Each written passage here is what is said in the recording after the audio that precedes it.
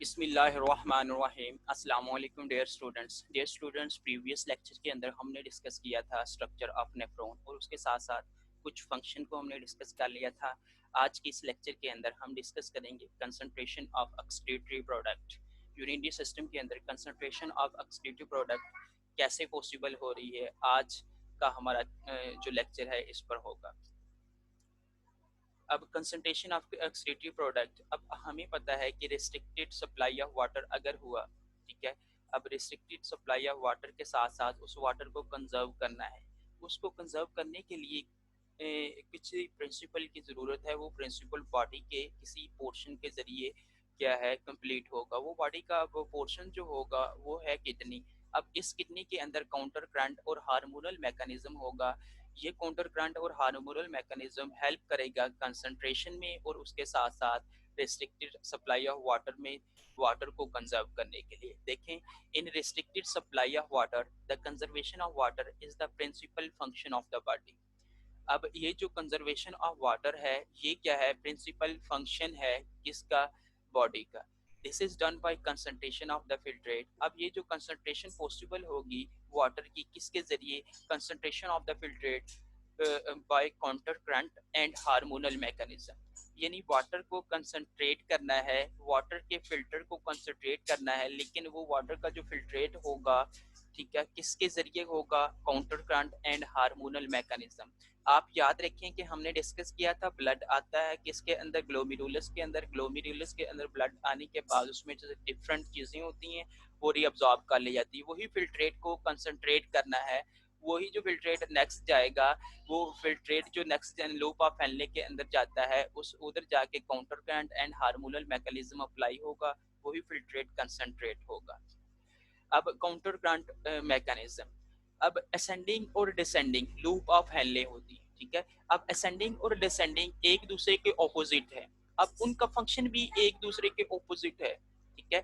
उनका फंक्शन भी डिफरेंट है। ये जो असेंडिंग और डिसेंडिंग है, ये असेंडिंग और डिसेंडिंग दोनों मिलकर काउंटर करंट मल्टीप्लाई बनाएंगे। देखें, that ascending and ascending limbs of loop of Henle of long juxtamedullary nephron. अब असेंडिंग और डिसेंडिंग लिम्स है, लेकिन ये किसके साथ हैं, juxtamedullary nephron and the overlying, और उसके साथ साथ ओवरलाइंग हुए हैं किसके ऊपर, वेजा रेक्टा के ऊपर।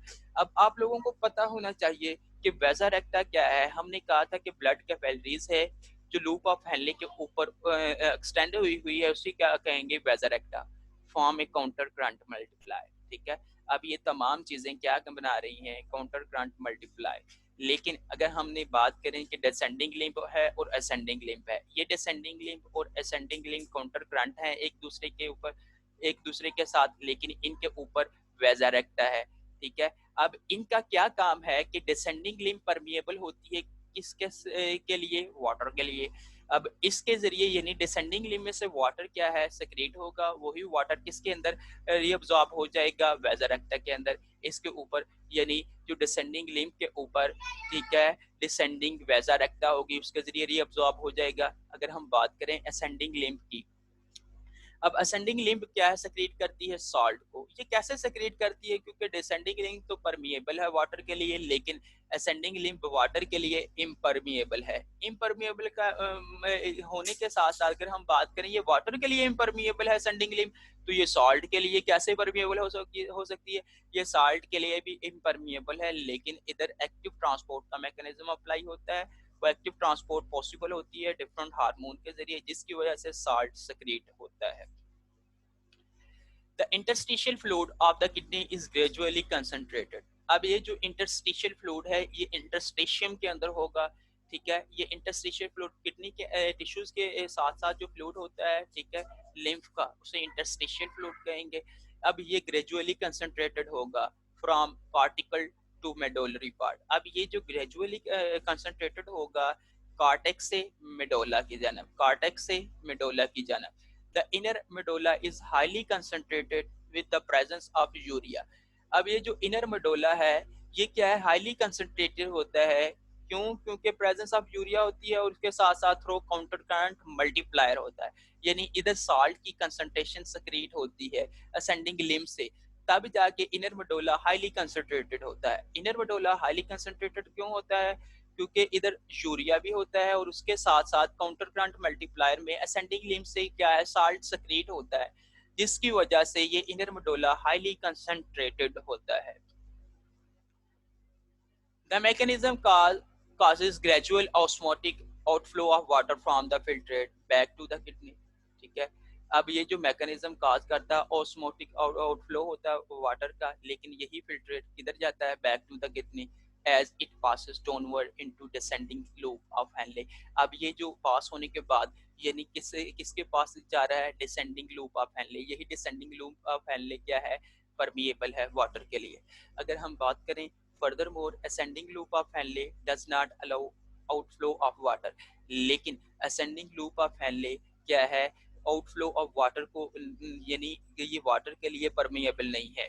ठीक है, not outflow of water from its filtrate, लेकिन यानी ये वाटर को क्या है, सक्रीट नहीं होने देती। कौन सी, असेंडिंग लूप ऑफ हैनले। ठीक है, instead active transport sodium ions into kidney interstitium to sustain its high concentration. बेटा याद रखें, हमने कहा है असेंडिंग लिम्फ है, जो असेंडिंग लिम्फ है इम्परमिएबल है वाटर के लिए, लेकिन उसके साथ साथ अगर हम बात करेंगे असेंडिंग लूप जो है वो भी इम्परमिएबल है किसके लिए, सॉल्ट के लिए, लेकिन उसके साथ साथ ये साल्ट को सक्रीट करती है। इम्परमिएबल होने के साथ साथ साल्ट को सक्रीट करेगी, इस मैकेनिज्म के जरिए, एक्टिव ट्रांसपोर्ट के जरिए। जब ये एक्टिव ट्रांसपोर्ट के जरिए सोडियम आयन को सेक्रेट करेगी, ये किधर आएगा, इंटरस्टिशियम के अंदर। अब इंटरस्टिशियम क्या है कि किडनी के अंदर स्पेसेस होंगी जिधर ट्यूबुलर पोर्शन मौजूद होता है, इंटरस्टिशियम स्पेसेस हैं।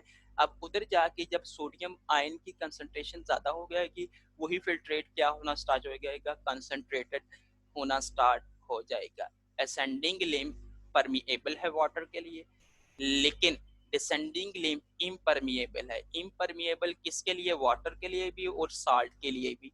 जब ये इम्परमिएबल है तो साल्ट कैसे सक्रीट हो रहा है, एक्टिव ट्रांसपोर्ट के जरिए, यानी एनर्जी यूज होगी तो साल्ट सक्रीट होगा। जब साल्ट सक्रीट होगा तो जो फिल्ट्रेट है, जो यूरिन है, वो क्या हो जाएगा, कंसंट्रेटेड हो जाएगा। किधर, जब डिसेंडिंग लूप यानी कॉर्टेक्स टू मेडोला, मेडोला के अंदर हमने बात की है कंसंट्रेटेड है, इसी वजह से कंसंट्रेटेड है।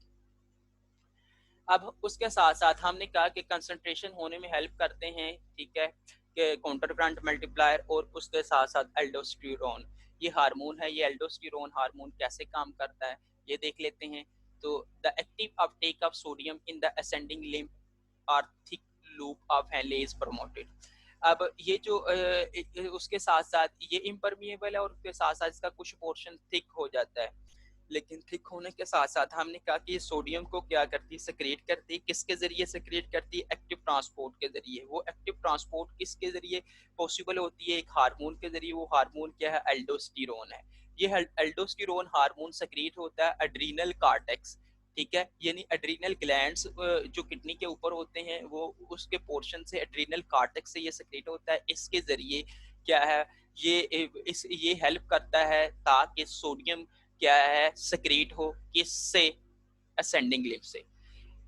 देखें, the active uptake of sodium in the ascending limb और thick loop of Henle is promoted by the action of aldosterone. ठीक है, ये जो सोडियम की अपटेक हो रही है किसके एक्शन से हो रही है, एल्डोस्टेरोन के जरिए। The hormone secreted from adrenal cortex, लेकिन ये एल्डोस्टेरोन है, ये किधर से सेक्रेट होता है, एड्रीनल कॉर्टेक्स से। The other side in the nephron where reabsorption of water take place is collecting tubule।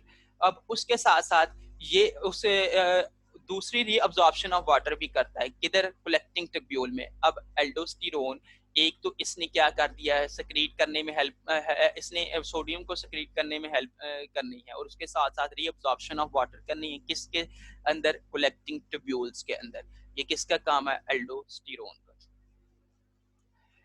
अब एंटी डायूरेटिक हार्मोन, ये सेकंड हार्मोन है, पहला एल्डोस्टेरोन था, अब सेकंड हार्मोन है। ये एंटी डायूरेटिक हार्मोन ने क्या करना है कि मजीद वाटर को रीअब्सॉर्ब होने में हेल्प करनी है, लेकिन ये मजीद वाटर को रीअब्सॉर्ब किधर करेगा, पोस्टीरियर पिट्यूटरी लोब के अंदर, पोस्टीरियर पिट्यूटरी लोब के अंदर, और उसके साथ साथ कलेक्टिंग ट्यूब्यूल्स के अंदर।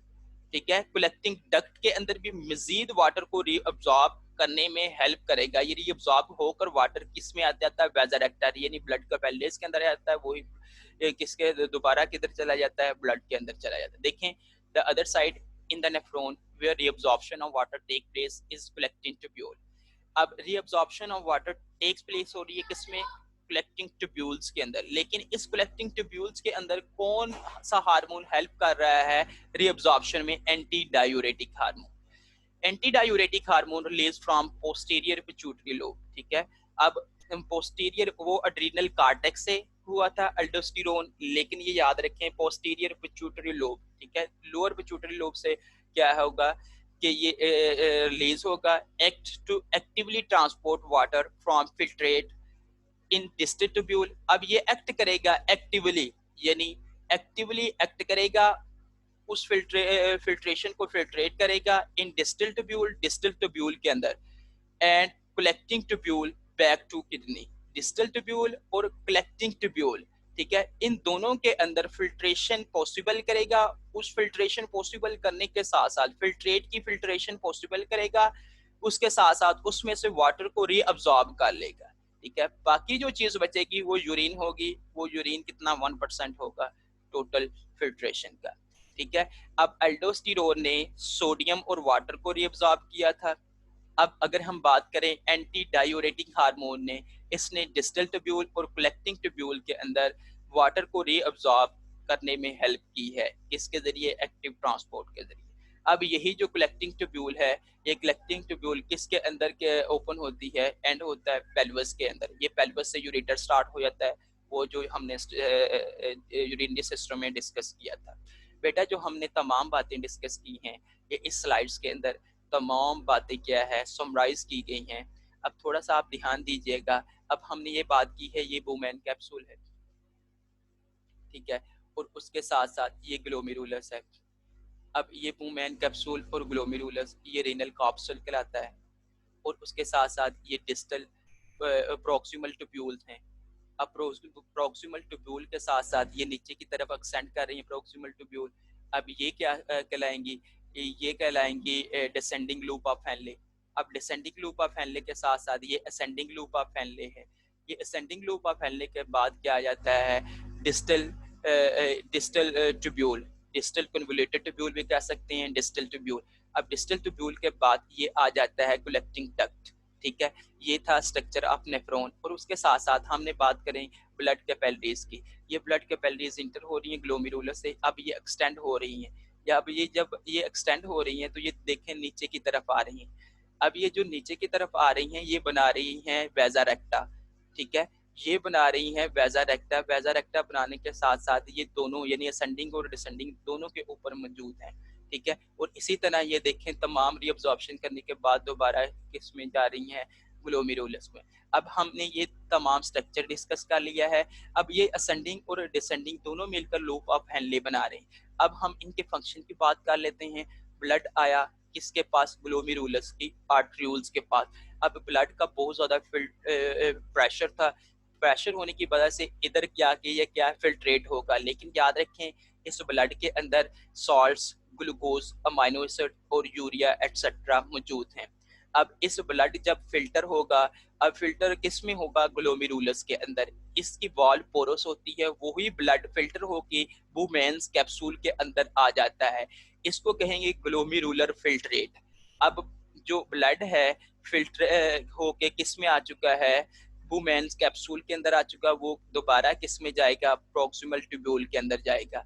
अब यही जो फिल्ट्रेट है प्रॉक्सिमल ट्यूब्यूल में आएगा। प्रॉक्सिमल ट्यूब्यूल के अंदर वाटर, साल्ट और ग्लूकोज की क्या है अब्जॉर्प्शन हो जाएगी। जब वाटर, साल्ट और ग्लूकोज की अब्जॉर्प्शन हो जाएगी तो दोबारा क्या है ये फिल्ट्रेट नेक्स्ट प्रोसीड कर दिया जाएगा। नेक्स्ट प्रोसीड होने के साथ साथ अब देखें कि इधर अब इधर आ चुका है यही फिल्ट्रेट, ठीक है। अब ये फिल्ट्रेट इधर आने के साथ साथ, ठीक है, अब इधर इस ये जो है ऐसे डिसेंडिंग लूप ऑफ फैनले है, ये परमिएबल होती है वाटर के लिए, ये वाटर को सेक्रेट करेगी तो वाटर इसमें यानी ये जो वेजा रेक्टा है इसमें रीअब्जॉर्ब कर लिया जाएगा। अब ये वाटर परमेबल है, लेकिन यही फिल्ट्रेट अगर हम इधर इसकी बात करें तो इधर आने के साथ साथ ये इम्परमिएबल है वाटर और साल्ट के लिए, लेकिन इधर से साल्ट सेक्रेट होगा। वो साल्ट क्या किसके पास आ जाएगा, किडनी के पास आ जाएगा, ठीक है, जिसकी वजह से कंसंट्रेट फिल्ट्रेशन क्या हो जाएगी, कंसंट्रेशन होगी कार्टिकल टू मेडोला। अब इधर जो असेंडिंग लिम्फ है, इधर से साल्ट सेक्रेट हो रहा है। ये साल्ट सेक्रेट होने में कौन से हार्मोन हेल्प कर रहे हैं, ये हार्मोन हेल्प कर रहे हैं एल्डोस्टेरोन, ठीक है, एल्डोस्टेरोन हार्मोन और एक्टिव ट्रांसपोर्ट के जरिए। अब अगर हम बात करें कि अब एल्डोस्टेरोन के साथ साथ हमने बात की है ये प्रोक्सिमल ट्यूब्यूल है, इस प्रोक्सिमल ट्यूब्यूल के अंदर मजीद क्या है, वाटर क्या है, रीअब्जॉर्ब हो जाता है। ये वाटर को कौन सा हार्मोन रीअब्जॉर्ब होने में हेल्प कर रहा है, एक्टिवली एंटी डायूरेटिक हार्मोन। अब फिल्ट्रेशन किसके पास चली गई है, कलेक्टिंग डक्ट। ये कलेक्टिंग डक्ट बाज़ औक़ात कहा जाता है रीअब्जॉर्ब नहीं करता, लेकिन इस कलेक्टिंग डक्ट के अंदर भी क्या हो रही है, रीअब्जॉर्प्शन हो रही है। कौन सा हार्मोन कर रहा है, एंटी डायूरेटिक हार्मोन हेल्प कर रहा है, इधर से मजीद उस फिल्ट्रेट को की फिल्ट्रेशन करेगा कलेक्टिंग डक्ट के अंदर। फिल्ट्रेशन करने के साथ साथ इस कलेक्टिंग डक्ट और प्रोक्सिमल ट्यूब्यूल के अंदर मजीद वाटर क्या है, रीअब्जॉर्ब कर लिया जाएगा, ठीक है। अब ये तमाम था जो स्ट्रक्चर और फंक्शन ऑफ किडनी का। उम्मीद करता हूँ कि डियर स्टूडेंट आपको समझ आ चुकी होगी। Okay, thank you, Allah Hafiz.